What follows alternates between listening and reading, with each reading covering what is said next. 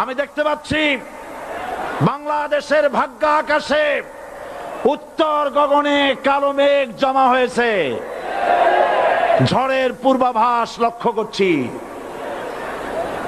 যদি মোকাবেলা করতে না পারেন সক্ষম ভাবে, এমন অন্ধকার গাঢ় কালো অমাবস্যার রাত আসতে পারে যার সুবে সাদেক হওয়া অসম্ভব।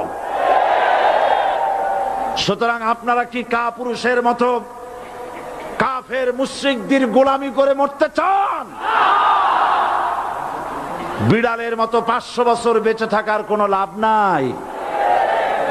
সিংহের মতো 1 ঘন্টা বাঁচতে চাই। আমার এই বক্তব্য সারা দুনিয়া শুনেছে।